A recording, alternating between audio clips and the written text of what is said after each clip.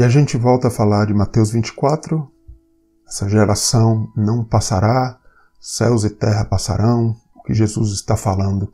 E aqui a gente vê um grande quiasma, falei um pouco de quiasma no vídeo anterior, que basicamente nos tempos antigos, na Bíblia, a gente vê muito texto em forma de quiasma, onde tópicos do início ao final do texto vão se ligando entre si até que se chegue a um centro, e muitas vezes é o centro de atenção, a parte mais importante do texto.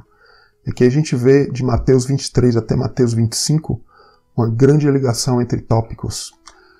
É bastante complicado eu separar um texto grande deste em quiasma ou quiasmo. Existe realmente vários tópicos ali interligados em que Jesus está falando, em que o texto vai nos dando, através dessa ligação entre tópicos, um entendimento maior do texto. No início de Mateus 23, nos versos 1 a 22, em branco, a gente vê os escribas e fariseus, como Jesus falou, sentando na cadeira de Moisés. Que aqui a gente vê uma elevação.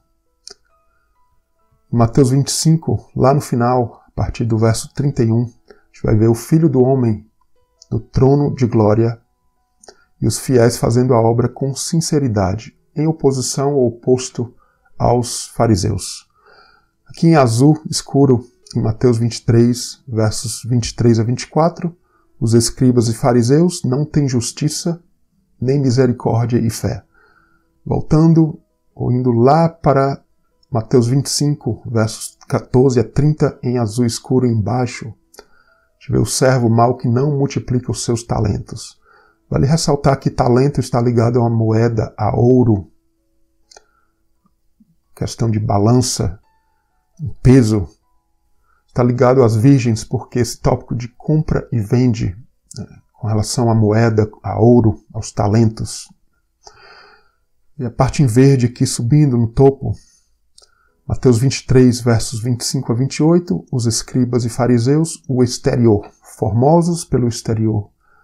São formosos ao exterior, aos olhos, mas no interior deles, morte apenas. E em verde, aqui embaixo, Mateus 25, 1 a 13. Veja a importância aqui. Mateus 25, 1 a 13, as virgens, a parábola das 10 virgens. Externamente elas possuem a lâmpada, mas interiormente muitas não tinham azeite. Então é uma questão realmente de exterior e interior, que ligam aos fariseus apenas formosos no exterior. Em marrom aqui em cima, Mateus 23, 29 a 35, os escribas e fariseus matam os profetas. Como assim matam os profetas? Assim como os profetas foram mortos no Antigo Testamento, Jesus está ali mostrando que os escribas e fariseus adornavam a sepultura ali dos profetas, uma obra morta apenas. Se os profetas estivessem ali nos tempos dos fariseus, Jesus fala que eles estariam matando os profetas como eles foram mortos no passado também. Assim como os profetas foram mortos no passado, os fariseus iriam matá-los também. Mateus 24, nos versos 45 a 51, em marrom aqui embaixo, ligando lá em cima, o mau servo que espanca os seus conservos. Veja só, assim como os fariseus, os religiosos ali do Antigo Testamento que mataram os profetas, assim eram os fariseus, maus servos ali, ou mau servo de Mateus 24, 45 a 51, eles espancam os conservos, em contraste com o servo fiel e prudente que serve ao Senhor. E aqui em marrom mais escuro, Mateus 23, 36, a gente vê a geração dos religiosos e fariseus, onde se fala todas essas coisas virão para aquela geração.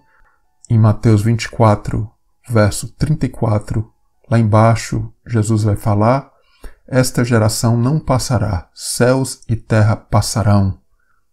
A gente vê a forte ligação, a gente já tem falado sobre isso e vai falar mais sobre isso depois também. E a gente vê aqui em azul, indo acima no quiasma, Mateus 23, no verso 37, até Mateus 24, no verso 3, já entrando no capítulo 24 de Mateus. Jesus vai trazer ali a profecia do templo sendo destruído, Jerusalém também, a casa desolada, né? A casa ali dos fariseus, ou o templo também, ligando com, em azul, aqui embaixo, Mateus 24, 30 a 33, liga com o fim destes tempos aqui em azul embaixo, era a segunda vinda de Cristo. O fim destes tempos, ou desta era, e a segunda vinda de Jesus. O fim desses tempos, ou desta era, mas o fim de uma era virá uma outra, e a segunda vinda de Cristo. E aqui em vermelho no centro, a gente vê Mateus 24, a partir ali do verso 5, mais ou menos, até verso 29, a gente vê essa ligação de falsos messias e ungidos, sinais na terra, fomes, guerras, pestilências, tremores, e sinais no céu também, sol, lua, estrelas, perseguições. Então, veja a importância da separação do texto em quiasma, os temas, e a gente vai falar mais sobre isso, e a gente vai ver que existe um centro desse quiasma que mostra esses sinais nos céus e na terra, sinais que já estão até acontecendo literalmente, na verdade.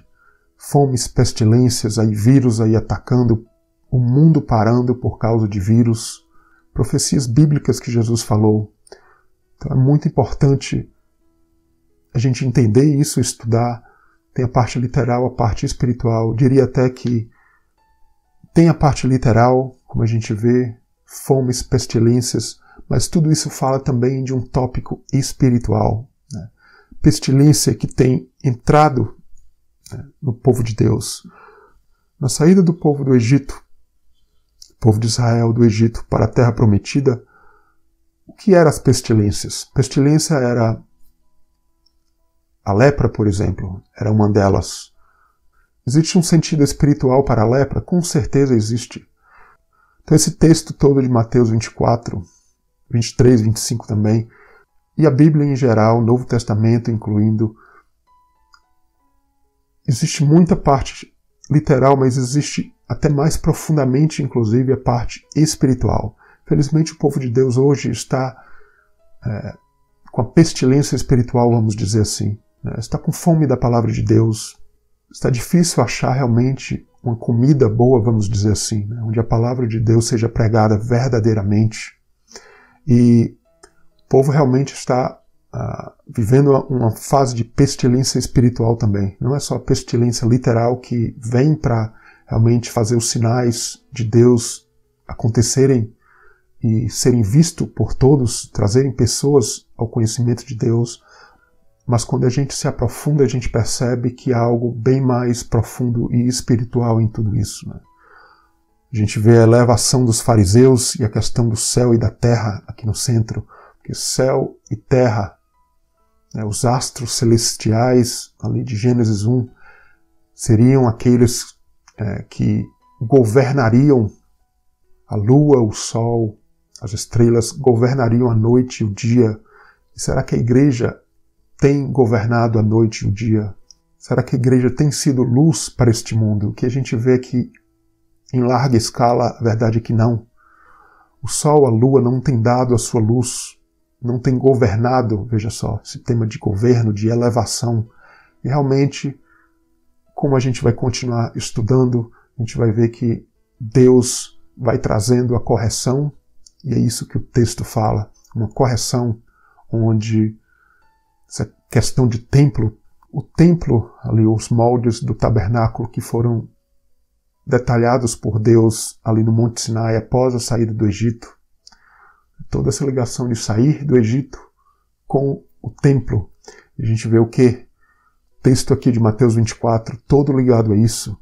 Os sinais ali no Egito, os sinais aqui em Mateus 24, a terra e o céu, a lua, as estrelas, ali não dando a sua luz, que aconteceu exatamente esses sinais no Egito, para quê? Para que um filho possa sair.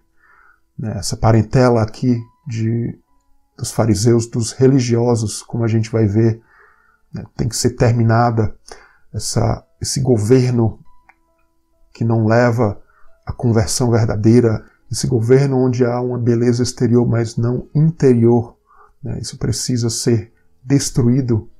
Para quê? Para que a luz verdadeira de Cristo nasça em nossos corações. É isso que o texto está falando e a gente vai continuar falando sobre isso.